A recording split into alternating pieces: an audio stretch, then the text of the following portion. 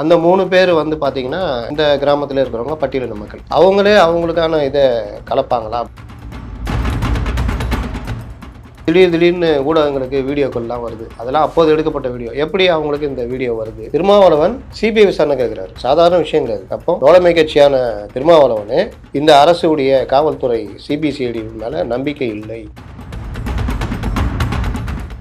2 பக்கமும் சேர்ந்து ஒரு மத கலவரத்தை உருவாக்குவதற்கு 2 சைடும் கொஞ்சம் கூட அக்கறை இல்லாமல் ட்ரை பண்ணுறாங்க. அசைவம் கொண்டு போய் சாப்பிட்னா சாப்பிட்டுக்கலாம், ஆடு மாடை கொண்டு போய் வெட்டக்கூடாது அப்படின்னு இவங்க சொல்கிறாங்களா? நீங்களும் கொஞ்சம் பரிசீலிங்க. இந்த பிரச்சனை எப்போ இருந்தாலும் வெடிக்கும்.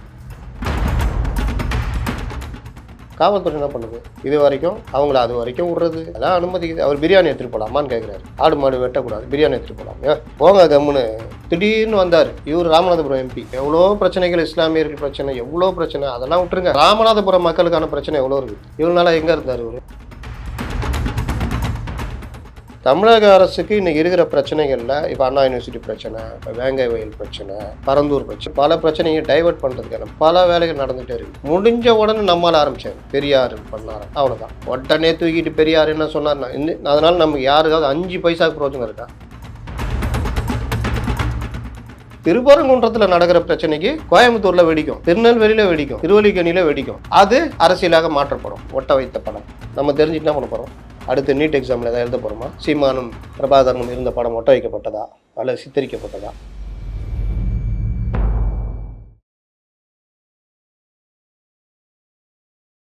இளைய பாரத நேயர்களுக்கு வணக்கம். இன்னைக்கு நம்ம நேர்காணலில் நம்ம சிறப்பு விருந்தினர் மூத்த பத்திரிகையாளரான அப்துல் முத்தலிப் சார் அவர்கள் தான். சார் வணக்கம் சார். வணக்கம் சார், எப்படி இருக்கீங்க? நல்லா இருக்கேன் சார். இளைய பாரத நேயர்களுக்கு உங்களுடைய முதல் நேர்காணல் கொடுத்ததுக்கு மிக்க நன்றி சார். நன்றி. இளைய பாரத நேயர்களுக்கும் நன்றி. ஒரு நல்ல ஒரு அரசியலை பேசுவோம். ஓகே சார், நிச்சயமாக சார். சார், இப்போ இன்றைக்கி ரொம்ப ஹாட்டான டாபிக் பார்த்தோம் அப்படின்னா, நம்ம டிசம்பர் 24, 2022 நடந்த தமிழகத்திலேயே ஒரு மிகப்பெரிய ஒரு கரும்புள்ளியாக இருக்கக்கூடிய வேங்கைவேல் சம்பவம். அந்த சம்பவத்தில் இப்போ திடீர்னு வந்து கோர்ட்டில் போய் போலீஸ் என்ன கொடுத்துருக்காங்க அப்படின்னு பார்த்தோம்னா, 3 பட்டியலினத்தவர் தான் அதை கலந்துருக்காங்க அப்படின்ற மாதிரி சொல்லப்படுது சார். இதை சொன்ன உடனே இருக்கக்கூடிய பாரஞ்சித் அவர்கள், திருமாவளவனர்கள் எல்லாருமே கொந்தளிச்சு இது தப்பு, இது சிபிஐக்கு மாற்றுங்க அப்படின்ற மாதிரி சொல்கிறாங்க. இதில் உங்களுடைய பார்வை எப்படி சார் இருக்குது? இதில் வேங்கை வயல் விவகாரம் வந்து அந்த விஷயம் மலம் கலந்த பிரச்சனை வந்து லைட்டாக வருது. அந்த மக்களுக்கு அடிக்கடி உடம்பு சரியில்லாமல் போகுது. அதுக்கப்புறம் தான் கண்டுபிடிக்கிறாங்க. அங்கே இருக்கிற இளைஞர்கள் இந்த மாதிரி மேலே கலந்து மலம் கலந்ததாக அவங்களுக்கு ஒரு சந்தேகம் வருது. இது எல்லாம் நடந்து பிரச்சனை பெருசாக வெடிக்கும் பொழுது உடனடியாக அந்த போலீஸ் ஆக்ஷனில் இறங்குது. அப்போ போன அந்த ஆட்சியரும் மாவட்ட எஸ்பியும் அந்த பிரச்சனையை விட்டுட்டு ஒரு லேடி வந்து சொல்லும், ஒரு மாணவி கோயிலுக்குள்ளே எங்களை விட மாட்டேங்கிறாங்கன்னு. உடனே இவங்க ஆலய நுழைவு போராட்டம் பண்ணிவிட்டு முடிச்சு விட்டு வந்துடுவாங்க. அப்போ பார்த்தா அந்த விஷயம் என்னவோ சாதாரணமாக இது பண்ண மாதிரி தெரியும். ஆனால் அதோடைய இது வந்து பெரிய அளவில் வெடிக்கும். ஒரு இது அந்த பகுதி ஃபுல்லாகவே பட்டியலின மக்கள் வசிக்கின்ற பகுதி. அந்த இது கிராமம் பக்கத்தில் இருக்கிறவங்களுக்கும் இவங்களுக்கும் அடிக்கடி பிரச்சனைலாம் வரும். இந்த விவகாரத்தில் அந்த மலம் கலந்துன்றது வந்து பெரிய தேசிய லெவல்லே அந்த பிரச்சனை பெருசாச்சு. ஆனால் அந்த நேரத்தில் இதுக்கு போய் அந்த மக்களுக்கு ஆறுதல் சொல்கிறதுக்கு இது பண்ணுறதுக்கு ஒருத்தர் கூட ஆளுங்கட்சி தரப்பில் இருந்து யாரும் போகல. பக்கத்து மாவட்டத்துக்கு கூட வந்தாங்க, அங்கே போய் யாரும் பார்வையிடலை. மற்ற கட்சிகளும் பார்த்தா ஆளுங்கட்சியாக அப்போ தோழமை கட்சிகளாக இருந்தவர்கள் இன்றைக்கு இருக்கிற திருமாவளவனில் ஒரு அடையாளபூர்வமான போராட்டம், சடங்கு பூர்வமான போராட்டம் அந்த மாதிரி நடத்திட்டு அதோட விட்டுட்டாங்க. இந்த பிரச்சனை அப்படியே வரும்போது தான் கோர்ட்டு நடுவில் தலையிட்டு பெருசாக கண்டிக்குது. அதுக்கப்புறம் இந்த வழக்கு சிபிசிஐடிக்கு மாற்றப்படுது. சிபிசிஐடி வந்து இந்த வழக்கில் பண்ணுறாங்க. லாஸ்ட்டில் ஒவ்வொரு தடவையும் இந்த வேங்கவேல் பிரச்சனை ஒரு பெரிய பிரச்சனை வந்து திடீர்னு சார்ஜ் ஷீட் ஃபைல் பண்ணுறாங்க. சார்ஜ் ஷீட்டில் வந்து ஒரு என்ன சொல்கிறாங்கன்னா, இவங்களுக்கும் பக்கத்தில் இருக்கிற கிராம மக்களுக்கும் அடிக்கடி தகராறு, அதில் நாங்கள் 2 வழக்கு கூட SC ST ஆக்டெல்லாம் போட்டிருக்கோன்றாங்க. இதை சொல்லிக்கிட்டே இந்த வழக்கு பற்றி சொல்லும்போதே இதை பற்றி சொல்லும்போதே வழக்கில் கைதாகிறவங்க பார்த்தீங்கன்னா இந்த கிராமத்தை சேர்ந்தவங்களே. அப்போ ஏன் அதை போய் இதில் சொல்கிறாங்க சார்ஜ் ஷீட்லன்னு தெரில. அந்த 3 பேர் வந்து பார்த்திங்கன்னா இந்த கிராமத்தில் இருக்கிறவங்க பட்டியலின மக்கள். அவங்களே அவங்களுக்கான இதை கலப்பாங்களா அப்படின்றதும் எல்லாருமே கேட்குறாங்க. இதில் நீங்கள் பார்த்தீங்கன்னா திருமாவளவன் திடீர்னு வந்துட்டார், பாரஞ்சித் வந்துட்டார் அப்படின்லாம் இல்லை. இதை நீங்கள் எப்படி பார்க்கணுன்னா, திமுகவுடைய தோழமை கட்சிகளே இதை ஏற்றுக்கொள்ளவில்லை அப்படின்றதான் பார்க்கணும். திருமாவளவன் சிபிஐ விசாரணை கேட்குறாரு, சாதாரண விஷயம் கிடையாது. அப்போ தோழமை கட்சியான திருமாவளவனே இந்த அரசுடைய காவல்துறை சிபிசிஐடி மேலே நம்பிக்கை இல்லை, இது முறையான சார்ஜ் ஷீட்டாக இல்லை, அதனால் இது மேலே நீங்கள் வந்து சிபிஐ விசாரணை கேட்குறாரு. இன்னொருத்தர் மார்க்சிஸ்ட் கம்யூனிஸ்ட் கட்சியுடைய சண்முகம், அவரும் இதே காரணத்தை சொல்லி அவரும் கேட்குறாரு. ரஞ்சித் தனியாக ரியாக்ட் பண்ணியிருக்காரு. இன்னும் பலரும் வந்து இது பண்ணுறாங்க. அதிமுகவும் கிட்டத்தட்ட அதே நிலைப்பாடை இன்றைக்கி ஜெயக்குமார் பேட்டியாக சொல்லியிருக்காரு. தோழமை கட்சிகளே கேட்குற லெவலில் தான் இந்த விசாரணை இருக்குன்னா சிபிஐ விசாரணை வேணுன்ற மாதிரி அவர் பேசியிருக்காரு. அப்போ இந்த விவகாரம் வந்து விசாரணை முறையாக நடைபெறவில்லை அப்படின்றது மற்றவர்கள் அல்ல, ஆளுங்கட்சியுடைய தோழமை கட்சிகளே இன்றைக்கி நம்பிக்கை இல்லாமல் சிபிஐ விசாரணை கேட்குறாங்கன்றது தான் நம்ம இதில் பார்க்கணும். ரெண்டாவது, திடீர்னு ஊடகங்களுக்கு வீடியோக்கள்லாம் வருது. அதெல்லாம் அப்போது எடுக்கப்பட்ட வீடியோ. எப்படி அவங்களுக்கு இந்த வீடியோ வருது? அப்புறம் அந்த இளைஞர் பேசினதா சில ஆடியோக்கள்லாம் வருது. திடீர்னு இதெல்லாம் வெளியிடப்படுகிறது. சரி, அந்த ஆடியோ வீடியோக்களுடைய அதாவது இந்த ஞானசேகரன் கேஸில் கூட ஒரு விஷயம் சொன்னாங்க. ஊடகங்கள் போஸ்ட்மார்ட்டம் பண்ணாதீங்க கேஸை, ஒரு விஷயம் வரத்துக்கு முன்னாடி அதெல்லாம் பண்ணாதீங்கன்னு. சேம் அதே தான் இதுலேயும் சொல்ல வேண்டியதாக இருக்குது. இந்த மாதிரி வரும்பொழுது சில ஊடகங்கள்கிட்ட மட்டும் இந்த மாதிரி ஒரு வீடியோக்கள் ஆடியோக்கள் வரும்பொழுது அப்போ இந்த வழக்கு வந்து எந்த திசையை நோக்கி நகருதுன்றது வந்து எல்லாருக்குமே ஒரு சந்தேகத்தை ஏற்படுத்துது. அப்போ வழக்கு சார்ஜ் ஷீட் போடுறீங்க, அந்த சார்ஜ் ஷீட் போடுற அன்றைக்கி இந்த ஆடியோக்கள் வருது அப்படின்னா அதை பற்றியும் விசாரணை நடத்தணும். ஏன்னா எனக்கு என்னன்னு சொல்லிட்டு வெளியிடுறது வழக்கு விசாரணையை பாதிக்கும். அந்த வழக்கு விசாரணை சம்மந்தமான ஆடியோக்கள் வீடியோக்கள் அது உண்மைத்தன்மை என்ன, அது விசாரணையில் என்ன நிரூபிக்கப்பட்டிருக்கு அப்படின்றது ஒன்று. ரெண்டாவது, சார்ஜ் ஷீட் போட்டிருக்காங்க, குற்றவாளிகள்னு சொல்கிறாங்க. சார்ஜ் ஷீட் குற்றவாளி யாருன்னு ஃபிக்ஸ் பண்ணால் தானே சார்ஜ் ஷீட் போட முடியும். அப்போ அவங்கள ஏன் அரெஸ்ட் பண்ணல அப்படின்ற கேள்வியும் வருது. அவங்க தலைமறைவாக இருக்காங்கன்னா ஓகே, அவர்கள் இருக்கிறார்கள், அப்போ அவங்கள ஏன் அரெஸ்ட் பண்ணல அப்படின்ற கேள்வியும் வருது. அதனால் இது ஏகப்பட்ட சந்தேகங்கள், சட்ட சிக்கல்கள், இந்த மாதிரி விஷயங்கள்லாம் வருது. இதோடு சேர்ந்து அவங்க சிபிஐ விசாரணை கேட்டிருக்காங்க.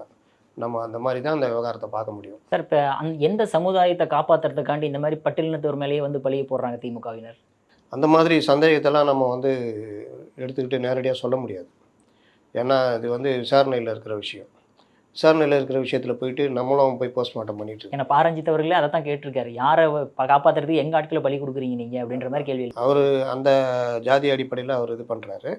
மற்ற கட்சிகள் இப்போ திருமாவளவனா மற்றவர்களும் வந்து விசாரணை முறையாக இல்லை, அதனால் சிபிஐ ஒப்படைங்கன்றாங்க. அப்போது எல்லாருடைய சந்தேகமும் இதில் சொல்லப்பட்டிருக்கிறவர்கள் குற்றவாளி இல்லை,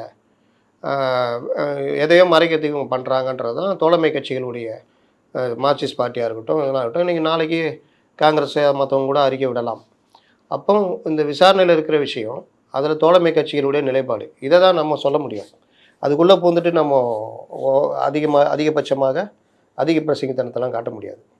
அதனால் பார்ப்போம் எப்படி போகுது விசாரணை என்பதெல்லாம். ஓகே சார், அடுத்ததாக நம்ம திருப்பரங்குன்றம் மலை, அதில் வந்து இஸ்லாமியர்கள் நாங்கள் வந்து மலைக்கு மேலே நாங்கள் மாமிசம் எடுத்துகிட்டு போய் சாப்பிடுவோன்னு ஒரு பக்கம் போராட்டம் நடத்தும்போது நவாஸ் கானி அவர்கள், திமுகவில் கூட்டணி கட்சியில் கூட எம்பி அவர்கள், அங்கே மேலே சாப்பாடு எடுத்துகிட்டு போய் அவருடைய ஆதரவாளர்கள்லாம் சாப்பிட்றதெல்லாம் ட்விட்டரில் போட்டு அது மிகப்பெரிய சர்ச்சையாகுது சார். இன்றைக்கி வேலூர் இப்ராஹிம் அவர்கள் வந்து ஹிந்துக்களுக்கு சப்போர்ட்டாக போய் அங்கே அவர் வந்து செருப்படுத்த அடிக்க, அவருடைய ஃபோட்டோஸை அடிக்க, அவரை அரெஸ்ட் பண்ணிட்டு போகிற காட்சிகள்லாம் பார்க்க முடியுது. இது யாருடைய தப்பாக நீங்கள் நினைக்கிறீங்க? இது வந்து இரண்டு பக்கமும் சேர்ந்து ஒரு மத கலவரத்தை உருவாக்குறதுக்கு ரெண்டு சைடும் கொஞ்சம் கூட அக்கறை இல்லாமல் ட்ரை பண்ணுறாங்க. யார் யார் எந்தெந்த சைடு சார்? ரெண்டு பக்கமும், இந்த சைடு பாஜக, இந்த சைடு இவர் நவாஸ் கனி முஸ்லீம் லீக். நீங்கள் நல்லா பாருங்கள், முஸ்லீம் லீக் எதுக்காக வந்திருக்கா? முஸ்லீம் லீக்கு யார் தலைவர் தெரியுமா உங்களுக்கு? யார் சார் சொல்லுங்கள். இப்போ நவாஸ் கனி தான் சார் இருக்கார், இந்தியன் முஸ்லீம் லீக். நேற்று வந்தாருங்க அவர், நவாஸ் கனி எம்பிங்க. யார் அதுக்கு தலைவர்? அப்போது இது கூட நமக்கு வந்து தெரியாத அளவுக்கு தான் இன்றைக்கி இருக்குது. அவர் அதோடைய எம்பி காதர் மொய்தீன் இருக்கார், மற்றவர் இருக்காங்க. இவங்களாம் எப்போ வருவாங்கன்னா தேர்தல் நேரத்தில் கட்சி கூட்டணி வரும்போது முஸ்லீம் லீக் சார்பாக 2 வேட்பாளர் வைக்கிறாங்க அப்படின்னு சைன் பண்ணும்போது இவங்கள நீங்கள் பார்க்கலாம். மற்றபடி வேறு எங்கேயா பார்த்துருக்கீங்களா? மக்கள் பிரச்சனை இதெல்லாம் பார்த்துருக்கீங்க? ஏதாவது போராட்டம் நடத்தி பார்த்துருக்கீங்க? இதுக்காக வந்திருக்காங்களா? இப்போ ஜவாஹிருல்லா மற்றவர்கள் கூட ஏதோ ஒரு விஷயத்தில் போராடுவாங்க, எதாவது பண்ணுவாங்க. அப்போ இந்த நவாஸ் கனிக்கு என்ன திடீர்னு அக்கறை? அதுவும் நீங்கள் செய்கிற செயல் வந்து எதுக்கு யூஸ் ஆகும்? அந்த கோயிலில் மேலே தர்கா இருக்குது, 2 பேரும் ஒரு ஒற்றுமையாக இருந்த காலம் ஒன்று உண்டு. அங்கே மேலே வந்து மாமிச உணவுகள் சாப்பிட்டுட்டு இருந்ததும் இருந்திருக்கலாம். இப்போ திடீர்னு பாஜக வந்து அதை பிரச்சனையாக்குறாங்க. இந்த மலையில் வந்து இது இருக்கக்கூடாது இப்படின்னு ஒரு இது. இதில் காவல்துறை என்ன செய்யணும்? அப்படியே நிறுத்துங்க. நீங்கள் சொல்கிறீங்க நீங்கள் புதுசாக பிரச்சனை உருவாக்குறீங்க, அவங்க ஏற்கனவே இருக்குன்றாங்க. அதனால் அப்படி நிறுத்துங்க. 2 தரப்பையும் அங்கே இருக்கிற இது சார்ந்த தலைவர்களும் அது சார்ந்த தலைவர்களும் கூப்பிட்டு உட்கார வச்சு பேசுகிறோம். பேசி இதில் ஒரு சுமூகமான முடிவை எட்டுவோம். ஆடு மாடு வெட்டக்கூடாது, அசைவம் அங்கே கொண்டு போய் சாப்பிட்னா சாப்பிட்டுங்க, ஆடு மாடு அங்கே கொண்டு போய் வெட்டக்கூடாது அப்படின்னு இவங்க சொல்கிறாங்களா? நீங்களும் கொஞ்சம் பரிசீலிங்க. இந்த பிரச்சனை எப்போ இருந்தாலும் வெடிக்கும். அதனால் தயவுசெய்து கொஞ்சம் யோசிங்க. நமக்கு நல்லிணக்கம் தான் முக்கியம். இதில் சில விஷயங்களில் இது காமிக்காதீங்க. இந்த மாதிரி ஏதோ ஒன்று பேசி இந்த பிரச்சனையை கொண்டு வரணும். இவர் திடீர்னு வந்தார். இவர் ராமநாதபுரம் எம்பி. இவருக்கு எவ்வளோ பிரச்சனைகள், இஸ்லாமியர்கள் பிரச்சனை, எவ்வளோ பிரச்சனை, அதெல்லாம் விட்டுருங்க. பொதுமக்களுக்கான பிரச்சனை இல்லை, ராமநாதபுரம் மக்களுக்கான பிரச்சனை எவ்வளோ இருக்குது. இவ்வளோ நாளாக எங்கே இருந்தார் இவர்? இப்போவும் சொல்கிறேன், நீங்கள் நவாஸ்கனி ஃபோட்டோ எடுத்துக்கோங்க, கேமரா ஆன் பண்ணிக்கங்க. இவர் யாருன்னு போய் கேளுங்க. கீழே அப்படியே ரோட்டில் போகும்போது கேளுங்க, இவர் யாருன்னு கேளுங்க. யாருக்காவது தெரியுமா? அப்போது இவங்களுடைய நோக்கம் என்ன? இந்த விஷயத்தில் வந்துட்டு நான் சாப்பிடுவேன், நான் அதை பண்ணுவேன், இதை பண்ணுவேன்னு ஒரு பண்ணுறதும். இந்த வேலூர் இப்ராஹிம்ன்றவர் அவர் வாழ்க்கைக்கு அவருடைய சர்வேவுக்காக அவர் அங்கே போய் இருக்கார். அவரை வந்து ஒரு இஸ்லாமியர் எங்கள் கட்சியிலே இருக்காருன்னு காமிக்கிறாங்க. அவர் பண்ணுறது எல்லாமே இஸ்லாமிய விரோத வேலைகள் தான். அதனால் இவர்கள் 2 பேருமே இந்த மாதிரி விவகாரம் பண்ணும்பொழுது இவர்களுடைய நோக்கம் என்னென்னா, இந்த விஷயம் எப்படியாவது வெடிச்சாதா? நவாஸ்கனிக்கும் அதான் ஆசை, இவருக்கும் அதான் ஆசை. சரி, வெடிச்சு இதாகுது. இங்கே வெடிக்காது, கோயம்புத்தூரில் வெடிக்கும், இல்லை மதுரையில் வெடிக்கும், இல்லை நெல்லையில் வெடிக்கும், இல்லை திருவள்ளிக்கணியில் வெடிக்கும். யார் பாதிப்பா? மக்கள். எந்த மக்கள்? பொதுமக்கள். அங்கே இருக்கிற மக்கள், பொதுமக்கள். நவாஸ்கனிக்கு ஏதாவது பிரச்சனை வருமா? அவர் நகை விரலில் கூட ஒன்றும் அடிபடாது, ஒன்றும் ஆகாது. இல்லை இந்த வேலூர் இப்ராஹிமுக்கு ஏதாவது பிரச்சனை வருமா? வராது. அப்போது இந்த பிரச்சனையை எப்படி அணுகணுன்றது வந்து காவல்துறை பண்ணணும். காவல்துறை என்ன பண்ணுது? இது வரைக்கும் அவங்கள அது வரைக்கும் விட்றது, மேலே அனுமதிக்குது. அவர் பிரியாணி எடுத்துகிட்டு போகலாமான்னு கேட்குறாரு. ஆடு மாடு வெட்டக்கூடாது, பிரியாணி எடுத்துகிட்டு போகலாம். போங்க கம்முன்னு, இருக்கிற பிரச்சனையில் புதுசாக வர்றீங்க, நாங்கள் பேசிக்கிறோங்க, ஒரு அமைதி குழு போட்டு எதாவது பண்ணி பேசுவோங்க அப்படின்ற வேலையை போலீஸ் செய்யணும். ஏன்னா வர்றதுக்கு முன்னாடி காக்கிறது தான் சட்டம் ஒழுங்குடைய முக்கியமான இது. குற்றம் நடப்பதை தடுப்பது. நீங்கள் தடுக்காமல் விட்டுட்டு இந்த பிரச்சனை பெருசாகி எங்கேயோ ஒரு இடத்துல வெடிச்சதுன்னா, இந்த வேலூர் இப்ராஹிம் பண்ணால் வேலை, வேலூரில் இருக்கிற நீ இங்கே வந்துட்டு இப்போ பண்ணுறேன்னா, ஏதாவது நடந்து இங்கே ஒரு தகராறு நடக்காது, அதாவது தேர்தல் நேரம், இதை ஒரு பெருசாக்கி கட்சியை வளர்க்க முடியுமா அப்படின்றதான் அவர்களுடைய பாதை. இவங்களும் அதுக்கு துணை போயிட்டு இந்த வேலை. அப்போது டோட்டலாக நீங்கள் பார்த்தீங்கன்னா, இன்னொன்று நான் சொல்கிறேன், தமிழக அரசுக்கு இன்றைக்கி இருக்கிற பிரச்சனைகளில் இப்போ அண்ணா யூனிவர்சிட்டி பிரச்சனை, இப்போ வேங்கை வயல் பிரச்சனை, பரந்தூர் பிரச்சனை, இந்த மாதிரி பல பிரச்சனையை டைவெர்ட் பண்ணுறதுக்கான பல வேலைகள் நடந்துகிட்டே இருக்குது. அண்ணா யூனிவர்சிட்டி பிரச்சனை வரும்பொழுது திடீர்னு பார்த்தா கவர்னர் வெளிநடப்பு பண்ணுறாரு. அவருக்கு யாரோ சொல்லிட்டு இருக்காங்க சட்டசபைனா வெளிநடப்பு பண்ணலான்னு. உடனே அவர் வந்துட்டு வெளிநடப்பு பண்ணிட்டார். சட்டசபையில் சட்டமன்ற உறுப்பினர் தான் வெளிநடப்பு பண்ணுவாங்க. அவர் வந்து தப்பாக புரிஞ்சிட்டார் போல், நம்மளும் வெளிநடப்பு பண்ணலான்னு பண்ணிகிட்டு இருக்காரு, தொடர்ந்து பண்ணிகிட்டு இருக்காரு. அப்போ அவர் அந்த பதவிக்குரிய மாண்பை அவர் அது பெருசாக யோசிக்கலை.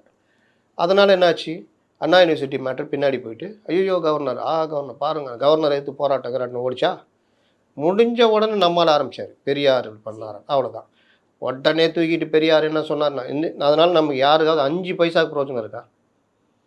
1000 ரூபா கொடுக்காம போனது கொடுக்க போகிறாங்களா? இல்லை அரிசி விலை இறங்க போதா? 60,000 ரூபாய் தொட்டு இருக்கிற தங்க விலை குறைய போதா? ஏதாவது மாறப்போதா? ஆனால் இவங்க சண்டை இப்படி. உடனே பாருங்கள், சீமான் ஒட்ட வைத்த படம் நம்ம தெரிஞ்சுட்டு என்ன பண்ண போகிறோம்? அடுத்து நீட் எக்ஸாமில் எதாவது எழுத போகிறோமா? சீமானும் பிரபாகரனும் இருந்த படம் ஒட்ட வைக்கப்பட்டதா அல்லது சித்தரிக்கப்பட்டதா? பெரியார் உண்மையிலேயே அப்படி தான் சொன்னாரா? இது ஏதாவது யூஸ் இருக்கா? அப்போ இதெல்லாம் என்ன வேண்டுமென்றே இது. இவன் டக்குன்னு ஒருத்தர் எங்கேயோ பேசுகிறாரு, கோமியம் குடித்தா நல்லதுன்னு.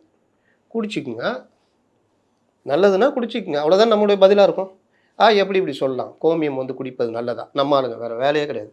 தூக்கிட்டு போய் சார் கோமியம் குடித்தா நல்லதுன்னு அவர் சொல்கிறார், நீங்கள் என்ன சார் நினைக்கிறீங்க? ஒன்று ஒரு கோமியம் குடித்தா அது எப்படி நல்லது சொல்லுவீங்கன்னு. சார் கோமியம் குடித்தா நல்லது இல்லைன்னு சொல்கிறாரு, நீங்கள் என்ன சார் இங்கே நிட்டுறது? கோமியம் வந்து அமிர்த பானம். அப்படி அமிர்த பானம்னா குடிச்சிக்குங்க, மாட்டுக்கறி சாப்பிட்றியா சாப்பிட்டுக்கோ போ. அதனால் இங்கே என்ன பிரச்சனை? ஆனால் நான் மாட்டுக்கறி சாப்பிடுன்னு ஒரு சண்டை, இங்கே கோமியம் இது, இந்த சண்டை இது தனியாக குடிச்சா அதில் எல்லாம் பிரச்சனை பின்னாடி போச்சா? இப்போ மறுபடியும் வருதா? இப்போ திருப்பரங்குன்றம் தூக்கிட்டு வா, நவாஸ்கனி போங்க, ஆரம்பிங்க, ஏதாவது நடக்கட்டும் பெருசாக. ஆனால் திருப்பரங்குன்றத்தில் முதல்ல ஆரம்பித்து இஸ்லாமியர்கள் தானே சார் ஆரம்பிக்கிறாங்க. எப்பவுமே ஸ்டேட்டஸ் கோவில் இருந்த அந்த ஒரு இடம் மத நல்லிணத்துக்கு நீங்கள் சொல்கிறீங்களா? அதான் எது சார் நீங்கள் அப்படி சொல்கிறீங்களா? சார் அப்படி தான் சார் ஸ்டேட்டஸ் கோவாக தான் சார் இத்தனை வருஷமாக இருந்தது. இப்போ திடீர்னு அவங்க தான் வந்து ஆட்டை தூக்கிட்டு வந்து நாங்கள் வந்து நான் மேலே போய் ஸ்டேட்டஸ் கோனா சொல்லுங்கள், கரெக்டாக சொல்லுங்கள். ஒரு பிரச்சனை போயிட்டு இருக்கும்போது அப்படியே நிறுத்தி வைக்கிறது. பிரச்சனை எப்படி போச்சு? எங்கள் மாமிசம்லாம் மேலே சாப்பிடக்கூடாது, எதுவுமே செய்யக்கூடாது. இதுக்கு முன்னாடி எப்படி நடந்துட்டு இருந்தது? அப்படிதான் சார் இருந்தது, எதுவுமே பண்ணாமல் அமைதியாக தான் சார் இருந்தது. இல்லைங்க, ஸ்டேட்டஸ் கோனா என்ன அர்த்தம்னா, இவங்க மாமிசம் வெட்டிகிட்டு இருந்திருப்பாங்க, இவங்க வந்து அது வெட்டக்கூடாது, இது புனிதமான இடம், இங்கே வந்து இது இருக்கக்கூடாது அப்படின்னு வரும். இந்த பிரச்சனை வரும்பொழுது ஸ்டேட்டஸ் கோன்னு வச்சுருவாங்க. இது பேசி தீர்த்துக்கலாம் அப்படின்னு. மறுபடியும் இந்த பிரச்சனையில் இஸ்லாமிய இயக்கங்கள் அது சேர்ந்தவர்கள் இறங்குவாங்க. அப்போ ஸ்டேட்டஸ் கோனா 2ம் நடந்திருக்கு. 2மே நடக்கக்கூடாது அப்படியே நிப்பாட்டு, பேசி முடிச்சுட்டு அதுக்கப்புறம் பண்ணிக்கலாம். இதை தான் நானும் சொல்கிறேன். அப்படி இருக்கும்போது அப்புறம் ஏன் சார் இவங்க இது மாதிரி ஸ்டார்ட் பண்ணணும்? அதுதான் ஸ்டார்ட் பண்ணுறாங்களா, இவங்க இப்போ இவங்க start ஸ்டார்ட் பண்ண உடனே பண்ணுறாங்களா, அடுத்து அது நீங்க அவ்வளோதான். யாருக்கும் அக்கறை இல்லை. நவாஸ் கனி தானே நான் முதல்ல சொல்கிறேன். அப்போ அவர் மேலே தான் ஃபஸ்ட்டு நான் என்ன பிஜேபியை சொல்கிறேன். பிஜேபியை ஆரம்பிக்கிறாங்க, பிரச்சனை மறுபடியும் வருது. இவங்க இஸ்லாமியர்கள் ஆரம்பிக்கிறாங்க. 2 பேருக்குமே அவங்க வீட்டில் அன்றைக்கி மறுநாள் காலையில் அரிசி வாங்கிறதுக்கு விலைவாசி உயர்வு, அதான் பிரச்சனை. ஆனால் 2 பேருக்குமே இது ஒரு பெரிய பிரச்சனை. மேலே போய் ஆடு வெட்டிட்டா அன்னையோட எல்லா பிரச்சனையும் தீர்ந்துடும். இவங்களுக்கு ஆடு வெட்டுறது தடுத்துட்டா அன்னையோட பிரச்சனை தீர்ந்துடும். அப்போ இல்லாத ஒரு விஷயங்களை இந்த மாதிரி போய் ஒரு மதவெறி கிளப்புறது. திருப்பரங்குன்றத்தில் நடக்கிற பிரச்சனைக்கு கோயம்புத்தூரில் வெடிக்கும், திருநெல்வேலியில் வெடிக்கும், திருவல்லிக்கேணியில் வெடிக்கும். அது அரசியலாக மாற்றப்படும். அதன் மூலியமாக அரசியல் இயக்கத்தை வளர்க்கலாம். இதுதான் இதுக்கு பின்னாடி இருக்கிற அரசியல். அப்போ பாதிக்கப்படுறது அப்பாவி மக்கள். அதனால தான் சொல்கிறோம், திரும்ப திரும்ப பத்திரிகையாளர்களுக்கும் என்னென்னா ட்ரெண்டு, இந்த ட்ரெண்டில் வந்து நம்ம எதாவது பயன்படுத்த முடியுமா? நேற்று திருப்பி திருப்பி யார்கிட்டையோ கேட்குறாங்க, கரெக்டான கேள்வி போய்கிட்டே இருக்குது. ஆனாலும் மறுபடியும் ஏதோ ஒரு இந்த மாதிரி விஷயங்களை கொண்டு வந்து கேட்குறாங்க. இதில் வந்து விவாதம் பண்ணாதீங்க. இது ஆக்சுவலாக ஸ்டேட்டஸ் கோ இருக்க வேண்டிய பிரச்சனை தான். இது அப்படி தான் இருக்கணும். இதில் 2 சைடும் பேசி இந்த பிரச்சனையை தீர்த்துக்கிட்டு ஏதாவது ஒரு சுமூக தீர்வு காணணும். யார் அங்கே கிட்ட விடக்கூடாது. பரந்தூருக்கு போடுறீங்கல்ல, அங்கே போடுங்க.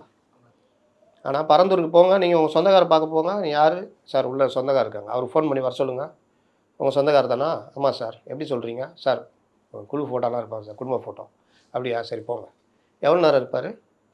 இப்படிலாம் ஏன் அங்கே பண்ணுங்க. திருப்பரங்குன்றத்தில் போலீஸ் அந்த வேலையை பண்ணணுங்க, உளவுத்துறை பண்ணணும். இது இப்படியே போச்சுன்னா நவாஸ் கனியை கூப்பிட்டு கண்டிக்கணும்.